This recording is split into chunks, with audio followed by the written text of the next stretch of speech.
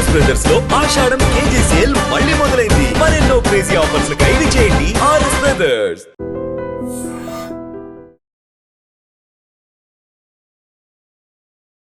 Welcome to I dream. నా పేరు లుంబిని. ఇవాళ మనతో పాటు ప్రముఖ హైకోర్టు అడ్వకేట్ శివరావు గారు ఉన్నారు. లేటెస్ట్ చర్చల్లో ఉన్న కేసెస్ గురించి, వాటికి సంబంధించిన ఎక్స్ప్లెనేషన్ అండ్ కాన్సిక్వెన్సెస్ గురించి ఆయన మాటల్లోనే తెలుసుకుందాం.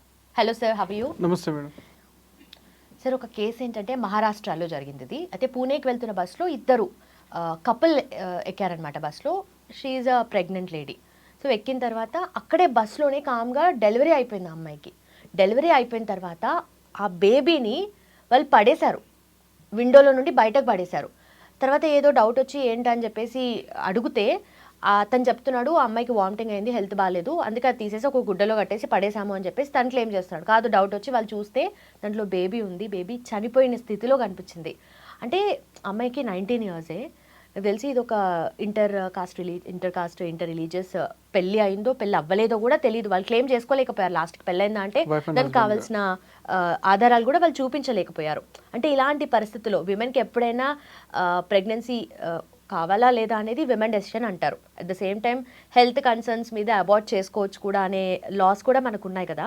మరి ఆల్రెడీ బిడ్డను కన్న తర్వాత అలా పడేయడం అనేది ఏంటి? దానికి లాస్ లేవా? వెల్, ఇప్పుడు బిడ్డను కన్న తర్వాత అమ్మాయి పడేసింది అన్నప్పుడు అసలు ఆ అమ్మాయి ఏ పరిస్థితిలో బిడ్డను కనింది అనేది కూడా చాలా ఇంపార్టెంట్. ఇప్పుడు ఏ పరిస్థితిలో ఆ అమ్మాయి బిడ్డను కనాల్సి వచ్చింది, ఫస్ట్ ఆ అమ్మాయి తెలుసుకోవాల్సిన విషయం ఏంటి అంటే తనకి అన్ని రకాలటువంటి రైట్స్ ఉన్నాయి. తను కనాలా వద్దా, లేకపోతే ఆ గర్భాన్ని ఉంచుకోవాలా లేదా, ఈ రైట్స్ ఉన్నాయి. ఒకవేళ ఆ అమ్మాయి మీద ఎటువంటి రేప్ కానీ ఇంకోటి కానీ జరిగినప్పుడు తను ఎటువంటి సిచ్యువేషన్లో అయినా అబార్ట్ చేసుకోవచ్చు. కానీ తను అలా చేయకుండా తన బస్సులో, దట్టు ఇన్ ట్రావెలింగ్ బస్సులో తను డెలివరీ అయ్యి ఆ పాపని బస్సులో నుంచి పడేయడము, దాన్ని చంపివేయడము అనేది చాలా చాలా చాలా దారుణమైనటువంటి పరిస్థితి. దానికి ఖచ్చితంగా శిక్షలు ఉంటాయి. నార్మల్గా మనం అబార్షన్ చేసుకుంటేనే శిక్షలు ఉన్నాయి.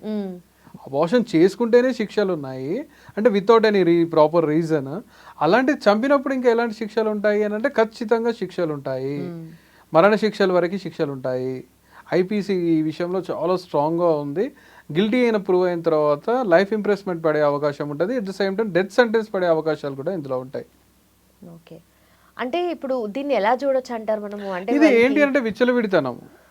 ఇది ఒక విచ్చలవిడితనం. నిజంగా అమ్మాయి ఒక విక్టిమ్ అయి ఉంటే, అమ్మాయి మీద ఏదైనా అత్యాచారం లాంటిది జరిగి ఉంటే తను ముందే జాగ్రత్త పడే ఉండేది.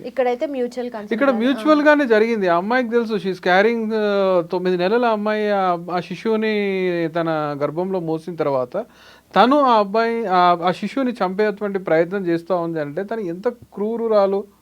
అసలు అటువంటి ప్రయత్నం చేయాల్సిన అవసరం ఏమొచ్చింది అనేది మనం ఆలోచించాల్సిన విషయం ఉంది. అయితే ఇట్లాంటి సందర్భాలు ఆ సందర్భంలో కాకుండా మేము చూస్తున్న కొన్ని పర్టికులర్ సిచ్యువేషన్స్ ఏంటి అని అంటే అన్వాంటెడ్గా గర్భం ధరించే అవకాశాలు ఇప్పుడున్న యువతలో చాలా ఎక్కువ అవుతున్నాయి. గతంలో మనం ఏంటి అని అంటే ప్రతి ఒక్క పబ్లిక్ ప్లేసెస్లో ప్రొటెక్షన్స్ని ప్రొవైడ్ చేసేవాళ్ళు.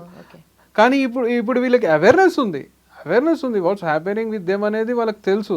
అయినప్పటికీ బిఫోర్ మ్యారేజ్, ఇప్పుడు 19 years అంటున్నాము. 19 years అని అంటే మేబీ బహుశా మ్యారేజ్ అయ్యి ఉండకపోతుండొచ్చు.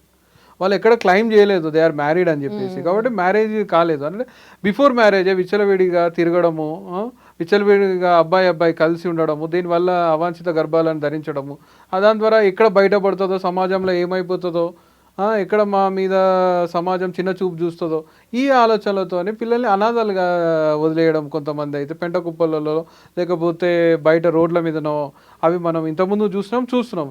ఇప్పుడు ఇక్కడ ఏంటి అని అంటే అమ్మాయిని ఏకంగా శిశువుని చంపేసిండ్రు. ఇది చాలా దారుణం. ఇది ఇటువంటి వాళ్ళ మీద ఖచ్చితంగా చాలా స్ట్రాంగ్గా ప్రవర్తించాల్సిన అవసరం ఉంది.